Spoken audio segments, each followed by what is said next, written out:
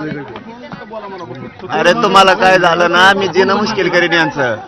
कुटुंबाला तुमच्या आधाराची गरज आहे. खाली या प्लीज, खाली या, खाली या, तुमची गरज आहे आम्हाला. या प्लीज, या खाली या, खाली या, खाली. तुम्ही खाली या, तुम्ही खाली या. सगळा समाज तुमच्या पाठीशी, तुमची गरज आहे बाबा.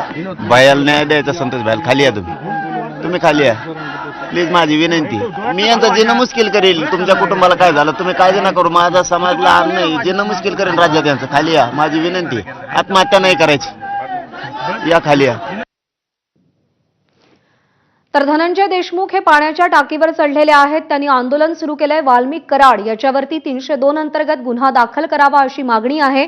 या बातमीवरती आपलं लक्ष असेल. पुढचे अपडेट्स पूर्वीसोबत जाणून घेऊया. पूर्वी धन्यवाद प्रज्ञा. आपण ही दृश्य पाहतोय थेट मस्साजोगमधनं. मस्साजोगमध्ये पाण्याच्या टाकीवरती चढून संतोष देशमुख यांचे बंधू धनंजय देशमुख सध्या आंदोलन करतायत. त्यांनी कालच इशारा दिलेला होता प्रशासनाला.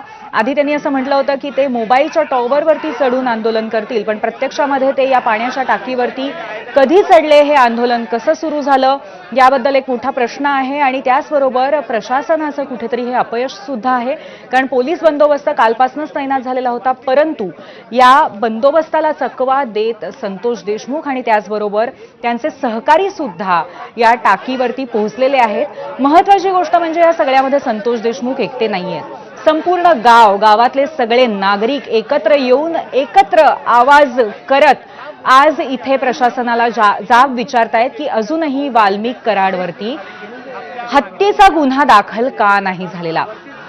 वाल्मिक कराडवरती अजूनही खंडणीचाच गुन्हा दाखल करण्यात आलेला आहे आणि त्याच्यावरती मकोक्का अंतर्गत गुन्हा दाखल करावा, तसंच हत्येसंदर्भातही गुन्हा दाखल करावा अशी प्रखर तीव्र मागणी सर्व ग्रामस्थ एकत्र येऊन अत्यंत एकत्रितपणे एकजुटीने एक दिलाने करतायत. त्यांच्यामध्ये तीव्र राग आहे, चीड आहे. ज्या पद्धतीने संतोष देशमुख यांची हत्या करण्यात आलेली होती, जो घटनाक्रम आहे त्याबद्दल प्रचंड मोठा निषेध आज संपूर्ण मस्साजोग एकत्र करतायत.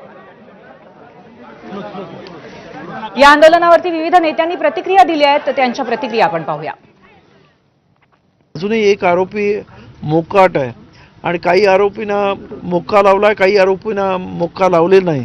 तर हे संपूर्ण प्रकरण आणि अजूनही त्यांच्या कुटुंबियांना सुद्धा CID विश्वासात घेऊन काय चाललेलं आहे हे सांगत नाही आणि त्यामुळं कुठेतरी हे संपूर्ण प्रकरण दाबण्याचा प्रयत्न होतोय.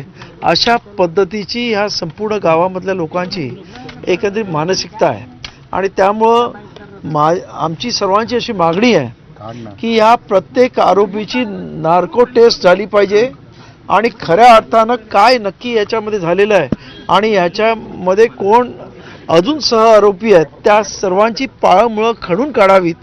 आज महाराष्ट्रात गेले 32 दिवस रोज एक बातमी प्रचंड महाराष्ट्राला अस्वस्थ करते, ती म्हणजे बीड आणि परभणीमध्ये झालेल्या हत्या. शरद पवार आणि उद्धव ठाकरेंवर जरूर त्यांनी टीका करावी, पण त्याचबरोबर जर ह्या देशाचे गृहमंत्री म्हणून त्यांनी जर फक्त 2 शब्द हे सूर्यवंशी आणि देशमुख कुटुंबाबद्दल बोलले असते तर तमाम महाराष्ट्राच्या मायबाप जनतेने, ज्यांनी एवढ्या विश्वासाच्या नात्याने त्यांना एवढं मोठं मॅन्डेट आणि यश दिलं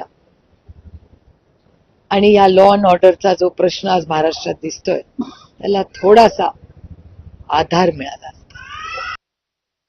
भाऊ, धनंजय देशमुख अजूनही ते वर आहे, तुमच्याकडनं काय आव्हान असणार आहे बीड मधल्या जनतेला? संतोष देशमुख यांचे बंधू आहेत, ते सध्या वर टॉवरवर बसून आंदोलन करतात. मला वाटतं त्या संदर्भामध्ये माननीय मुख्यमंत्री महोदय त्यांच्याशी संपर्कामध्ये आहेत. ते ज्या संदर्भामध्ये त्यांच्याशी बोलतायत, मला वाटतं त्यांचे समाधान होईल. कारण आपणही बघतात की अतिशय चौकशीमध्ये कुठेही काटकसर केली गेलेली नाही आहे. कुठे त्याच्यामध्ये कोणाला पाठी घालण्याचा हेतू सरकारचा नाही आहे, मुख्यमंत्री महोदयांचाही नाही आहे. त्यात इतक्या गतीने हे काम चाललं नसतं. पण आता काही गोष्टी अशा आहेत की त्या समोर आल्याशिवाय आपल्याला कारवाई करता येत नाही. नियमावली आपण मानलेलो आहोत, पण निश्चित ज्यांनी चूक केलेली आहे त्यांच्यावर कठोर कारवाई होईल हे आपल्याला बघायला मिळेल. न्यायाची मागणी करण्यासाठी खरं तर हे आंदोलन केलं जात आहे आणि आपण बघताय पाटील, आपण पहिल्या दिवसापासून याच्यामध्ये सहभागी आहात. अगदी रस्त्यावरचं आंदोलन आपण केलं, आता आपल्या डोळ्याला पाणी आहे. काय कारण आहे कुटुंबासाठी? नाही काय असतं बघा, मी लय उलट्या काळजाचा आहे, पण मला आज सहन नाही होत.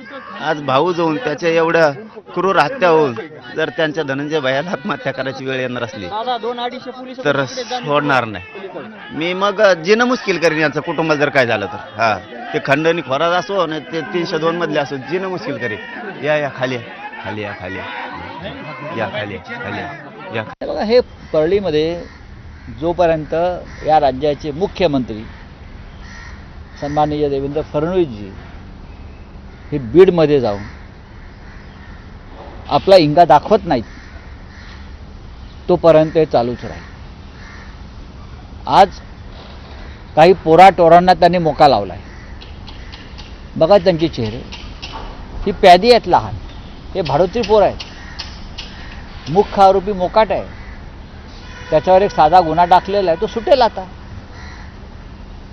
त्यांचे बॉस मंत्रिमंडळात आहेत. दरम्यान अनेक नेते आवाहनही करतायत धनंजय देशमुख यांना खाली येण्याचं. आपण पाहूयात, आरपीआय खरात गटाचे नेते सचिन खरात यांनी संवाद साधला होता दूरध्वनीवरनं धनंजय देशमुख यांच्याशी आणि त्यांना आवाहन केलं होतं खाली येण्याचं. काय बोलणं झालंय ऐकूया.